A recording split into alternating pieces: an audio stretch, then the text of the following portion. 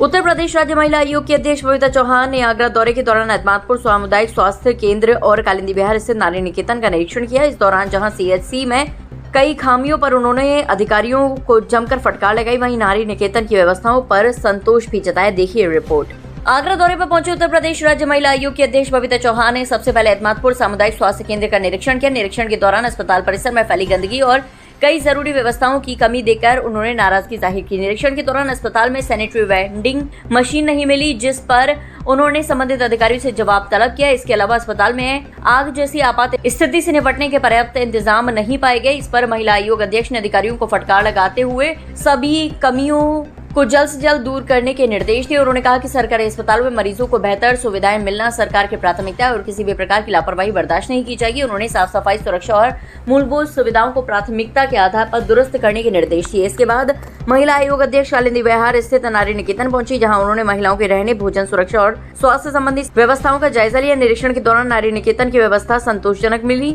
आयोग अध्यक्ष ने साफ सफाई, नियमित मेडिकल चेकअप और महिलाओं की देखभाल की व्यवस्था की सराहना की। वर्तमान में नारी निकेतन में 3 महिलाएं रह रही हैं। इनमें एक पश्चिम बंगाल कानपुर और एक औरैया की रहने वाली महिला शामिल है। अधिकारियों ने बताया कि कानपुर और पश्चिम बंगाल की महिलाओं के परिजन उन्हें अपने साथ रखने के लिए तैयार नहीं है। वहीं औरैया की रहने वाली महिला के परिवार से संपर्क कर उसे वापस परिवार से मिलाने का प्रयास किया जाएगा। महिला आयोग भी इस दिशा में परिवार को समझाने और सहमत करने की कोशिश करेगा। निरीक्षण के अंत में बबीता चौहान ने कहा कि महिलाओं की सुरक्षा, सम्मान और पुनर्वास सरकार की सर्वोच्च प्राथमिकता है। जिन संसाधनों में कमियां मिलेंगी वहीं सुधार सुनिश्चित कराया जाएगा और जहां व्यवस्थाएं बेहतर है उन्हें और मजबूत किया जाएगा।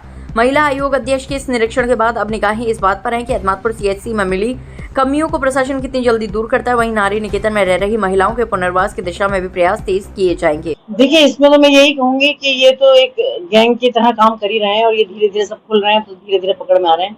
लेकिन मैं आपके माध्यम से इतना जरूर कहूंगी कि महिलाओं ने भी पता नहीं अपनी बुद्धि को कहाँ रख दिया, मुझे समझ में नहीं आता।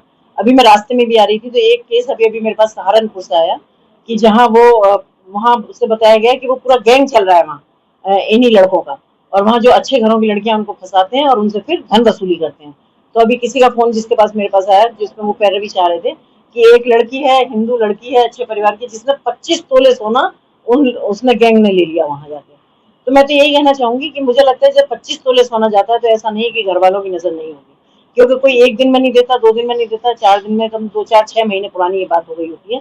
तो इसमें थोड़ा सा घर वालों को भी जागना चाहिए, उनको भी थोड़ा अवेयर होना चाहिए और लड़कियों को भी ये सोचना चाहिए कि आखिर वो जा कहाँ रही है और उसके रिजल्ट क्या हो रहे हैं। तो इनको कम से कम कुछ तो रिजल्ट दिखाई देते होंगे कि आए दिन आप लोगों के माध्यम से ये चीजें सामने आ ही रही हैं। तो मुझे तो मतलब बड़े अफसोस के साथ कहना पड़ रहा है, पर जैसा आपने कानपुर वाला बात बताया, उस लड़के को पुलिस ने गिरफ्तार कर लिया।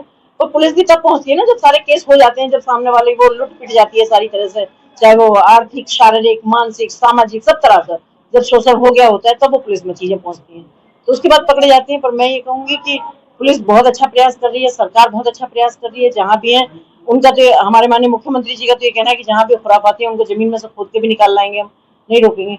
पर मैं फिर भी आपके माध्यम से भी कहना चाहूंगी कि महिलाओं को भी थोड़ा अवेयर होना चाहिए, घर में माओं को भी थोड़ा देखना चाहिए कि बच्चे कहाँ जा रहे हैं, कहाँ नहीं जा रहे, पिताओं को भी थोड़ा देखना चाहिए।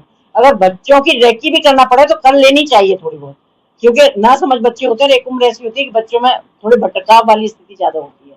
तो मुझे लगता है जब सबके सहयोग से अगर चीजें होती हैं और सब थोड़ा अवेयर हो जाते हैं तो इन चीजों के होने की संभावनाएं कम होती हैं। बाकी लुटने पिटने के बाद अगर पैरवी की जाती है तो उसको कोई मतलब सा नहीं रह जाता। तो ये है। महिला का कहना ये है कि धर्म परिवर्तन का दबाव बना रहा है और बच्चे का खतना भी कराए जाने का उन्होंने आरोप लगाया है। तो क्या अगर बनाया जा रहा है तो उसको किस तरह से देखेंगे? देखिए, वो तो गिरफ्तार हो ही गया, तो उसकी तो सोचो कि जमानत हो जाएगी, तो वो भी संभव नहीं है। बल्कि इतना हो सकता है कि उसके साथ जो और लड़के जुड़े होंगे, जो भी कोई और गैंग होंगे, तो वो सामने आएंगे सबके सामने। अब महिलाएं से तो यही कहूंगी कि उसे भी भगवान सद्बुद्धि दें और वो अपने घर वापस जाए और एक सामाजिक जीवन जिए जैसे जीना चाहिए उसको। बाकी तो जो वो जब गया है तो जेल, आपको पता है कि सरकार के कानून कितने कठोर हैं कि यहाँ तो स्पेशली अगर महिलाओं और बच्चियों के बारे में बात करूँ तो कोई बख्शा जा ही नहीं सकता, और ऐसे लोग तो कतई नहीं बख्शे जा सकते। तो इसको तो सजा मिलेगी और इसके माध्यम से और भी अगर कोई इसके साथ होंगे इन्वॉल्व तो वो भी सबके नाम